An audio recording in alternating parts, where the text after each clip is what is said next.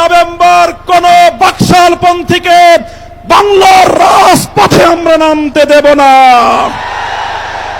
রক্ত দিয়ে যেই ফ্যাসিবাদ বিদায় করেছি, প্রয়োজনে আবার রক্তের সাগর প্রবাহিত হবে, বাংলার মাটিতে ফ্যাসিবাদ ফিরে আসবে না।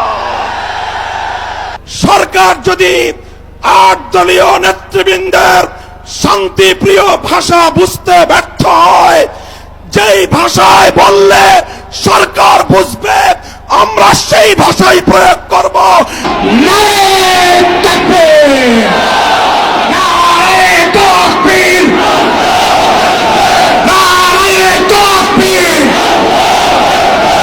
জাতীয় সংসদ নির্বাচনের পূর্বেই গণভোটের মাধ্যমে জুলাই সনদকে চূড়ান্ত আইনি ভিত্তি প্রদান করতে হবে। দেখতে পাচ্ছি বাংলাদেশ আজ 2 ভাগে বিভক্ত।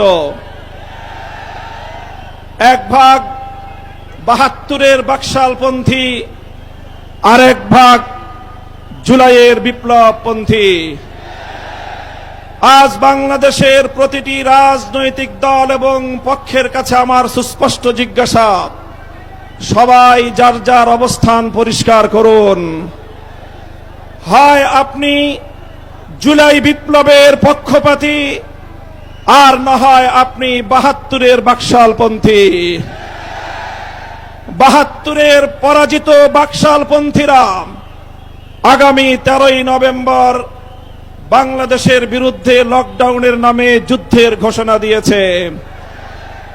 আমি ঘোষণা করতে চাই, 13ই নভেম্বর কোন বাকশালপন্থীকে বাংলার রাজপথে আমরা নামতে দেব না। যদি কেউ নামবার অপচেষ্টা চালায়, আমরা তাদেরকে রাজপথে মোকাবেলা করব ইনশাআল্লাহ। সংগ্রামী সাথী ও বন্ধুগণ, 2024-এর জুলাই বিপ্লব সহস্রাধিক তাজা প্রাণের রক্তের বিনিময়ে অর্জিত এই বিপ্লব। এই বিপ্লবের ভিত্তিতে আগামী বাংলাদেশ পরিচালিত হওয়ার জন্যই ঐক্যমতের ভিত্তিতে জুলাই সনদ প্রণীত হয়েছে। এই জুলাই সনদ কোন কাগজে সনদ হিসেবে আমরা দেখতে চাই না। জুলাই সনদকে আমরা আগামীর বাংলাদেশের রূপরেখা হিসেবে দেখতে চাই। এজন্য আমরা 8 দলের পক্ষ থেকে বলেছি, অনতিবিলম্বে জুলাই সনদকে সরকারি আদেশের মাধ্যমে এর প্রাথমিক আইনি ভিত্তি প্রদান করতে হবে। এরপরে আগামী ত্রয়োদশ জাতীয় সংসদ নির্বাচনের পূর্বেই গণভোটের মাধ্যমে জুলাই সনদকে চূড়ান্ত আইনি ভিত্তি প্রদান করতে হবে। এর ব্যত্যয় হলে জুলাই বিপ্লবপন্থীরা বরদাস্ত করবে না, সেটা মানবে না। আমরা সুস্পষ্ট ঘোষণা দিতে চাই, আমাদের জুলাই যোদ্ধাদের, জুলাইয়ের বিপ্লবে শাহাদাত বরণকারী বীর শহীদদের রক্ত মারিয়ে জুলাই বিপ্লবের, জুলাই সনদ বাস্তবায়নের গণভোট ছাড়া বাংলার মাটিতে আমরা আর কোনো কিছুই হতে দেব না। আমি জানি না জাতীয় নির্বাচনের আগে জুলাই সনদ বাস্তবায়নের লক্ষ্যে গণভোট হলে কার কি সমস্যা, সেটা আমাদের বুঝে আসে না। আমাদের সমস্যা হলো, জুলাই সনদের গণভোট ছাড়া যদি জাতীয় সংসদ নির্বাচন অনুষ্ঠিত হতে থাকে, জাতীয় সংসদ নির্বাচন যদি তফসিল ঘোষণা হয়ে বাস্তবায়িত হয়, অনুষ্ঠিত হয়, সেখানে অনেকগুলো বড় বড় জটিলতার সৃষ্টি হবে।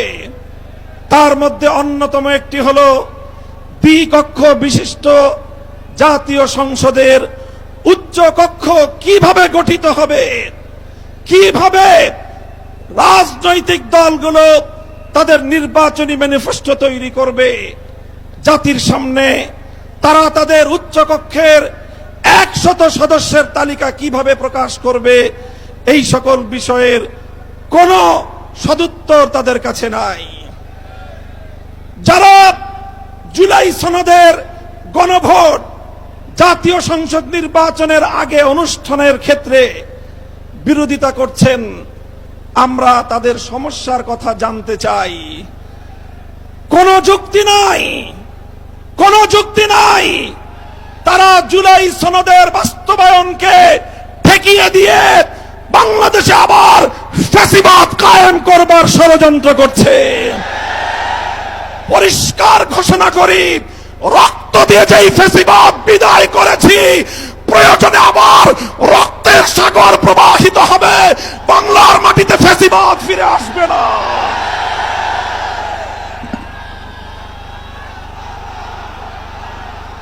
রাজনৈতিক পক্ষগুলোকে বলতে চাই, আমরা রক্ত দিয়েছি বালাকোটে, আমরা রক্ত দিয়েছি শাপলা চত্বরে, আমরা রক্ত দিয়েছি 2015 সালে, রক্ত দিয়েছি 2021 সালে, রক্ত দিয়েছি জুলাই বিপ্লবে।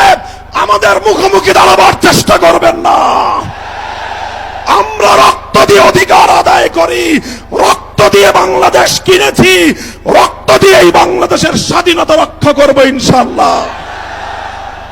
সংগ্রামী সাথী ও বন্ধুগণ, জুলাই বিপ্লবের আমার সকল সহযোদ্ধাদেরকে আমি বলতে চাই, রাজনৈতিক মতবিরোধ থাকতে পারে, নির্বাচন নিয়ে মতপার্থক্য থাকতে পারে, আপনারা যার যার নির্বাচন করবেন সেটা পরের কথা।